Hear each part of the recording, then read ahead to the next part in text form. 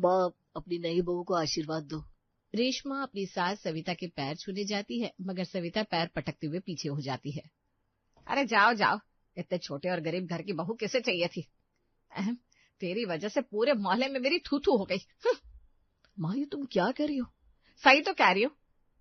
आखिर ये रेशमा क्या लाई है अपने झोपड़पट्टी वाले मायके से? रेशमा बहुत देर से खड़ी होकर अपनी बेइज्जती सुन रही थी, मगर अब उससे रहा नहीं जाता और वो बोल पड़ती है। माँ जी, आपके बेटे ने ही मुझे पसंद किया है, और मैं अपने मायके से भले कुछ सामान ना लाई हूं, मगर संस्कार जरूर लाई हूं। इतना कहकर रेशमा गुस्से में अपने कमरे में चली जाती है। देखो तो जरा कैसे पटर पटर जबान चल रही है इस लड़की की। ये झोपड़पट्टी वाली लड़कियां ना ऐसी होती है, पाए तो हमें बेच खाए। कैसी बात कर रही हो माँ? रेशमा दिल की बहुत साफ है।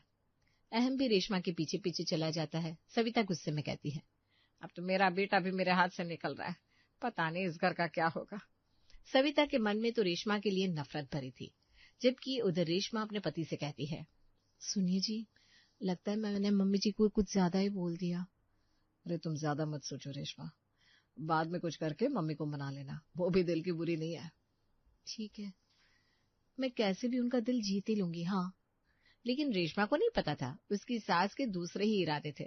सविता अहम की मौसी और बुआओं से मिलने का प्लान बनाती है। अरे सविता, आखिर वो लड़की तेरे घर में बहू बनकर आ ही गई ना। हमने अहम को कितना समझाया था उससे शादी ना करे। हाँ, मगर ये अहम के सर पर तो प्यार का भूत सवार था। कैसी गरीब भिखारन को उठाकर घर ले आया, और घर में घुसते ही उसका मुंह देखो तो लगता है जैसे कोई बाई है। अब कर भी क्या सकते हैं, अब जैसी भी बहू आई है सविता को उसे स्वीकार तो करना ही पड़ेगा। अब इस जन्म के लिए तो वही इसकी बहू है। अरे ऐसे कैसे स्वीकार कर लूं दीदी, आप लोग जानते नहीं है, वो बहुत चंट है। आज कह रही थी मैं घर से सामान नहीं लाई तो क्या संस्कार लाई हूं। बताओ, उसके संस्कारों का अचार डालूं क्या मैं? है, ऐसा बोला उसने? लो बताओ, ये तो बड़ी तेज निकली, पहले दिन ही जबान लड़ा रही है। और लोग कहते हैं कि गरीब घर की लड़कियां सीधी और शांत होती है। हाँ, सही कहा, ये तो बहुत तेज है। अगर इसे अभी से मुट्ठी में नहीं किया तो ये हमारी बेचारी सविता के सर पर चढ़कर नाचेगी। अरे अब क्या करे? मैं बताती हूँ, मेरे पास एक मस्त प्लान है। खुद इस लड़की को सबक सिखाने के लिए मैं भी बेकरार हूँ। इसे ऐसा नचाएंगे कि ये खुद इस घर से भाग जाएगी। किरण की ये बात सुनकर सभी की आंखें चमक उठी और सविता खुश होकर बोली, है सचमुच दीदी, ऐसा क्या प्लान है बताइए ना, मुझसे अब रहा नहीं जा रहा। सुमन और बाकी दोनों मौसियां और बुआएं मिलकर रेशमा को परेशान करने का प्लान बना लेती हैं और सविता खुश होकर अपने घर आ जाती है। अगले दिन सुबह सुबह, माँ जी आज नाश्ते में सबके लिए क्या बनाऊं? मेरे बेटे को बेवकूफ बना दिया वो काफी नहीं है क्या? अब और किस किस को क्या क्या बनाना चाहती है ये लड़की? क्या कहा माँ जी, कुछ कहा क्या आपने? अरे कुछ नहीं बहू, वो उस दिन तूने कहा था ना, तू अपने मायके से संस्कार लेकर आई है। जी बिल्कुल, बहुत अच्छे संस्कार दिए मेरे माँ बाप ने मुझे। हाँ वही तो मैं भी यही कह रही थी, ये संस्कार लेकर ना तू बहुत अच्छी जगह आई है, यहाँ संस्कारों की जरूरत भी बहुत है। रेशमा मन ही मन समझ जाती है कि जरूर ये उसकी सास की कोई नई चाल है, लेकिन वो शांति से जवाब देती है, अच्छा ऐसा क्या है माँ जी? हाँ और नहीं तो क्या, अब देख हमारा इतना बड़ा परिवार है, तेरी दो दो मौसी सास है, किरण गुड्डी, और दो दो बुआ सास भी है, सुमन और बिट्टू बुआ, और उनका कोई बेटा तो है नहीं, तो उन सबको भी ससुराल जैसा ही मानना पड़ेगा, है कि नहीं? जी माँ जी बिल्कुल, आप जैसा जैसा कहेंगी मैं वैसा ही करूंगी। हाँ ये हुई ना बात, अब जल्दी से नाश्ते में बढ़िया चाय और पकौड़ी बनाते फिर। अच्छा ठीक है माँ जी। रेशमा जल्दी से रसोई में जाती है और पकौड़ियां तलने लगती है। कुछ तो गड़बड़ जरूर है, वरना हमेशा ये जहर उगलने वाली मेरी सास आज इतना मीठा मीठा कैसे बोल रही है। खैर अब जो होगा देखा जाएगा, फिलहाल तो ये काम निपटा लेती हूँ। रेशमा सबके लिए नाश्ता बना देती है, सब नाश्ता कर लेते हैं, मगर फिर जब रेशमा आराम करने के लिए अपने कमरे में जाने लगती है तब, अरे रेशमा कहाँ जा रही है, सुन तो जरा। जी क्या हुआ माँ जी? तेरी बुआ सास है ना सुमन, आज उनके यहाँ जन्मदिन है, तो फिर वहां जाकर अपने बहू होने का फर्ज निभाओ और सभी मेहमानों के लिए खाना बना दो। क्या? अच्छा ठीक है, कितने मेहमान होंगे माँ जी? अरे होंगे यही कोई 20-30 लोग। कोई समस्या है क्या? नहीं नहीं माँ जी, कोई समस्या नहीं है, वो भी तो मेरा ससुराल ही है, मैं बहुत अच्छा खाना बनाऊंगी। हाँ वही तो, वहाँ काम करके जल्दी घर भी लौट आना, यहाँ भी तो रात का खाना बनाना होगा ना। आखिर ससुराल तो ये भी है। जी ठीक है माँ जी। रेशमा तैयार होकर सुमन के घर पहुंच जाती है। वहां सुमन ने जानबूझकर आज अपनी नौकरानी की छुट्टी कर दी थी। पैर लागू बुआ जी। अरे खुश रहे बेटा, चल जल्दी से काम में लग जा। मेरी बूढ़ी हड्डियां तो तेरा ज्यादा साथ नहीं दे पाएगी, फिर भी कुछ मदद लगे तो बता देना। हाँ, जैसे खाना परोसना, ऐसे कुछ।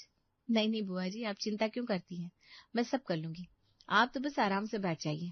ठीक है, फिर 4 बजे से पहले सारा खाना बना लेना बेटा। मटर पनीर, जीरा राइस, छोले भटूरे और साथ में पापड़। ठीक है। सुमन वहां से चली जाती है और बेचारी रेशमा अकेले ही सारा काम करने लगती है। सब काम खत्म करते करते 5 बज जाते हैं। बुआ जी, मैंने सब खाना बना दिया है, लेकिन अब मैं घर जा रही हूँ। अभी घर जाकर भी खाना बनाना है, वो भी अहम जी के आने से पहले। अच्छा, सब बन गया। चलो ठीक है बहू, फिर जाओ। हाँ। रेशमा जल्दी से अपने घर आती है और रसोई में खड़े होकर सोचती है, पहले इतने सारे लोगों का खाना बनाकर मेरी जान निकल गई। एक काम करती हूँ, यहाँ के लिए कुछ हल्का बना लेती हूँ, दाल रोटी बना लूं और कोई सूखी सब्जी, ये ठीक रहेगा। लेकिन तभी वहां सविता आती है और रेशमा के सारे रेशमी सपनों पर पानी फेर देती है। बहू, आज ना बड़े दिन बाद मेरा एक्स्ट्रा बटर वाली पाव भाजी खाने का मन कर रहा है, तू बना देगी ना? जी, पाव भाजी? अच्छा ठीक है माँ जी, बना दूंगी, पर उसमें थोड़ा ज्यादा वक्त लग जाएगा और शायद सारी सब्जियां घर पर भी नहीं है। अरे तो उसमें क्या है बहू, यही बगल में तो दुकान है, तू जाकर ले आ। अभी तो नहीं, ठंड में मैं तो नहीं जा सकती ना। क्या तेरे यही संस्कार थे कि तू अपनी बुढ़िया सास को सताए? नहीं नहीं माँ जी, मैं ले आऊंगी, आप जाइए, आराम करिए। सविता वहां से एकदम खुश होकर अपने कमरे में चली जाती है और आराम करने लगती है। उसने जानबूझकर रेशमा को ऐसी चीज बनाने को बोला जिसका न तो सामान घर पर था और न ही उसे बनाना आसान था, लेकिन फिर भी बेचारी रेशमा पाव भाजी बना देती है। अरे रेशमा, आज खाना बनाने में कितना वक्त लगेगा, बड़ी भूख लग रही है। हाँ हाँ, बस अभी लाई, ये लीजिए। रेशमा सबको खाना परोसती है और फिर बाद में खुद खाती है। ओह, आज तो बहुत बुरा थक गई, बेड पर लेटते ही सो जाऊंगी। लेकिन रेशमा को नहीं पता था, अब ये उसकी रोज की कहानी होने वाली है 2 दिन बाद। सुनिए जी, ये लीजिए, नाश्ता करिए। शुक्रिया। रेशमा, तुम भी साथ में बैठ जाओ ना नाश्ता करने के लिए। ठीक है। अरे नहीं नहीं बहू, आज सोमवार है, आज तो खाना नहीं खा सकती। क्या? क्यों माँ जी? अरे हमारे यहाँ औरतें इस महीने सोमवार का व्रत रखती है। वैसे तो हमेशा मैं रख लेती हूँ, पर अब मेरी उम्र देख, इस उम्र में मैं भूखी थोड़ी ना रह सकती हूँ, तो आज व्रत तू रख ले बेटा। अच्छा ठीक है माँ जी, अहम जी आप ही खाइए। अरे माँ, व्रत रखना इतना जरूरी है क्या? रेशमा ज्यादा देर भूखी नहीं रह सकती, उसे उल्टी लगने लगती है और कमजोरी भी। अच्छा, तो तू क्या चाहता है कमबख्त, इस उम्र में मैं व्रत रखूं? ठीक है भाई, मैं ही व्रत रख लेती हूँ, क्या करे, कलयुग की बहुएं जो ठहरी। नहीं नहीं माँ जी, इनको छोड़िए, मैं रख लूंगी व्रत। और फिर बेचारी रेशमा पूरा दिन भूखी प्यासी रहती है और काम करती है। रात में, ले बहू, अब तो ये गुड़ और दूध रोटी खा ले, इस व्रत के बाद में रात में ना यही खाया जाता है। शुक्रिया माँ जी, अभी तो यही बात है, लाइए। रेशमा खाने लगती है, लेकिन तभी सविता मुस्कुराते हुए कहती है, वैसे मैं तुझे एक बात बताना भूल गई बहू। क्या माँ जी? वो दरअसल तेरी मौसी सास है ना, गुड्डी मौसी, उनके यहाँ यही व्रत कल रखा जाता है, और वो भी तेरा ससुराल है, तो कल भी तुझे व्रत रहना पड़ेगा उनके घर जाकर। क्या, फिर से व्रत? हाँ बेटा, क्या करे, अब एक ससुराल होता तो बात अलग थी, लेकिन तेरे तो एक से ज्यादा ससुराल है ना। ठीक है माँ जी, जैसा आप कहे। बेचारी रेशमा फिर से हाँ बोल देती है, मगर वो जितना हाँ हाँ कर रही थी, उसकी सभी सासें मिलकर उसे 2 गुना उसे तंग कर रही थी। एक दिन तो सविता रेशमा को सुबह 3 बजे उठा देती है। बहू, ए बहू, जरा जल्दी उठ जा। जी माँ जी, बताइए क्या हुआ? सुबह के 3 बजे कौन सी आफत टूट पड़ी? अरे मैंने बताया था ना, तेरी बुआ सास बिट्टू के घर वाले आज तीर्थ यात्रा पर जा रहे हैं। हाँ, तो उनका क्या माँ जी, क्या हमें भी उनके साथ जाना है? अरे धत, हम क्यों जाएंगे? तो फिर आप मुझे इतनी जल्दी क्यों उठा रही हैं? अरे तू अपने बहू होने का फर्ज नहीं निभाएगी क्या? अभी हम लोग जा रहे होते हैं तो क्या तू सुबह सुबह उठकर रास्ते के लिए पूरी सब्जी और नाश्ता नहीं बनाती? क्या, नाश्ता बनाना है उनके लिए? हाँ, मैंने उनसे पूछ लिया है, वो 7 बजे निकलेंगे। तब तक तू जल्दी से नाश्ता बना दे, फिर मैं अहम से भिजवा दूंगी। अच्छा ठीक है माँ जी। बेचारी रेशमा रसोई में जाती है और आधी नींद में पूरी सब्जी और नाश्ता बनाने लगती है। सब कुछ करते करते उसे 7 बज जाते हैं। ये लीजिए माँ जी, नाश्ते की टिफिन बॉक्स तैयार है। लाओ लाओ, अभी अहम जाएगा तो उसके हाथ भिजवा दूंगी। ठीक है माँ जी। इसी तरह से हर रोज सविता रेशमा को किसी न किसी के घर में काम में लगा देती। कभी बिट्टू बाव के घर खाना बनाना है, कभी त्योहार में गुड्डू मौसी के घर जाकर मेहमान नवाजी करवाओ। रेशमा की सभी सासें मिलकर उससे बहुत काम निकलवा रही थी। लेकिन एक दिन रेशमा गुस्से में सोचती है, बस अब बहुत हो गया। मैं सब जानती हूँ इन सब सासों की चाल। एक नहीं 50-50 ससुराल बना दिए मेरे। कभी इधर काम करो कभी उधर। ये सब मेरे गरीब होने का और अहम जी के लव मैरिज करने का बदला ले रही है। सब समझती हूँ मैं भी। लेकिन रेशमा को समझ में नहीं आ रहा था कि आखिर वो करे तो क्या करे। बहुत सोचने के बाद उसे ख्याल आता है, हाँ, अब इन सब ने बहू का तो बहुत फायदा उठा लिया, लेकिन अब ये बहू भी तो अपने 50-50 ससुराल का थोड़ा फायदा उठा ले। ये सही रहेगा। अगले दिन मकर संक्रांति का त्योहार था और रेशमा सुबह सुबह एकदम अच्छे मूड में उठती है। जैसे ही वो रसोई में जाती है, सविता कहती है, अरे बहू उठ गई, एक काम कर, सबके लिए नाश्ता बना दे और फिर। हाँ हाँ मम्मी जी, आप टेंशन क्यों लेती हैं, मुझे सब याद है। आज मकर संक्रांति है तो सबके घर जाकर तिल के लड्डू बनवाने होंगे। आप चिंता मत करिए, मैं चली जाऊंगी। इतना कहकर रेशमा गुनगुनाते हुए नाश्ता बनाने लगती है और सविता हैरानी से सोचती है, ले इसको क्या हो गया, बड़ी खुश नजर आ रही है। लगता है इतने काम की वजह से इसका दिमाग एकदम ही खराब हो गया। खैर मुझे क्या। रेशमा खुशी खुशी नाश्ता बनाती है और फिर सबसे पहले किरण मौसी के घर चली जाती है। इसे मानना पड़ेगा, रेशमा तो बहुत किस्मत वाली है जो इतने बड़े घर में आई। ऊपर से तेरे इतने नए ससुराल, तुझे तो बहुत सुख मिल रहा होगा ना बेटा। हाँ हाँ मौसी जी, एकदम सही कहा, भाग्यशाली तो बहुत हूँ मैं। वैसे आपसे एक बात पूछूं? हाँ बिल्कुल पूछ लो बेटा। आप मुझे अपनी बहू तो मानती है ना, तभी आपने मुझसे घर का इतना काम कराया, वरना अगर मुझे पराया समझती तो इतना काम थोड़ी ना कराती, है कि नहीं? हाँ हाँ बहू बिल्कुल। ये कैसे सवाल हुआ, बिल्कुल बहू मानती हूँ। तो बुआ जी, कमर में ये जो तिजोरी की चाबियां लटकाई है ना आपने, ये जल्दी से मुझे दे दीजिए। आखिर सास के बाद ये सब बहू का ही तो होता है। अब कब तक आप ये सब मोह माया में फंसी रहेंगी? हाँ। रेशमा की बात सुनकर किरण एकदम हड़बड़ा जाती है। क्या? अच्छा ठीक है, मैं तेरी सास से बात करके देती हूँ फिर। हाँ हाँ आराम से, कोई जल्दी नहीं है। किरण के घर के बाद रेशमा सीधा गुड्डी मौसी के घर पहुंचती है और उनसे भी वही बात करती है। क्यों गुड्डी मौसी जी, आप तो मुझे बहू मानती है ना? हाँ बिल्कुल, मगर क्यों पूछ रही हो बहू?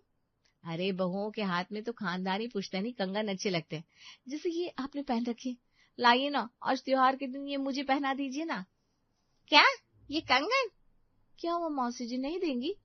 अरे सास लोग तो अक्सर खुश होकर बहू को ऐसे तोहफे दे ही देती, इसमें चौंकने वाली कोई बात थोड़ी ना है। अरे नहीं नहीं, सब तुम्हारा ही तो है बहू, ले लो। दिल पर पत्थर रखकर गुड्डी रेशम को वो कंगन देती है। फिर सुमन बुआ के घर। बुआ जी, फिर आपके घर बार बार आने जाने में आपकी बहू को बहुत तकलीफ होती है, क्यों ना आप मुझे एक इलेक्ट्रिक स्कूटर दिला दो, फिर मैं चट से यहाँ जाया करूंगी और आपका सारा काम भी कर दिया करूंगी फटाफट। क्या? अच्छा, मैं सोच के बताती हूँ। हाँ जल्दी सोच लेना बुआ जी, हो सके तो अगली बार बुलाने से पहले ही सोच लेना, क्योंकि मेरी मेहनत बच जाएगी और फिर मैं और ज्यादा ताकत से आपके घर के काम कर पाऊंगी, है कि नहीं? और फिर रेशमा सबसे इस तरह कुछ न कुछ मांग कर घर लौट आती है। लेकिन उसके घर लौटने से पहले ही उसकी शिकायतें सविता तक पहुंच चुकी थी। ये तूने क्या किया बहू, सारे घर में मेरी बेइज्जती करवा दी। अरे आज तू सबसे मांगने के लिए घर से निकली थी क्या? मैंने क्या किया माँ जी? तेरी वजह से सब लोगों ने मुझसे बात करना बंद कर दिया। कहते हैं उससे बच के रहो, उसने अपनी बहू को सिखाया है कि सबके घर जा जाकर चीजें मांगे। तो इसमें मैं क्या कर सकती हूँ? अब वो लोग अपना सास होने का फर्ज निभा रही थी, मुझसे काम करवा रही थी, तो मैंने भी जरा सा बहू होने का फर्ज निभा दिया, जैसे को तैसा। मैं तेरी चालाकी समझ रही हूँ रेशमा, तो खुद को बहुत होशियार समझ रही है ना? बस माँ जी, चालाकी तो मैंने भी आपकी सारी समझ ली। आपने ही इस खेल की शुरुआत की थी ना, इसीलिए जैसे को तैसा मिला। आप मुझसे प्यार करेंगी तो मैं भी करूंगी, लेकिन अगर खेल खेलेंगी तो मैं भी पीछे नहीं हटने वाली। आखिरकार सविता को अपनी गलती का एहसास हो जाता है और वो रेशमा से कहती है, ठीक है मेरी माँ, हार मानती हूँ, तू जीती मैं हारी, अब बंद करिए तमाशा। माँ जी हाथ मत जोड़िए, एक काम करिए, अपनी गरीब बहू को जरा एक कप चाय तो पिला दीजिए। देखिए आपसे तो मैंने सबसे कम से कम और छोटी सी छोटी मांग की है, वरना मेरी बाकी सासों के हाल तो आपको पता ही है ना। ये सुनकर सविता भी हंस देती है और फिर दोनों में दोस्ती हो जाती है। वाह, मानना पड़ेगा बहू, मेरे जैसी बहू किसी सास की नहीं है।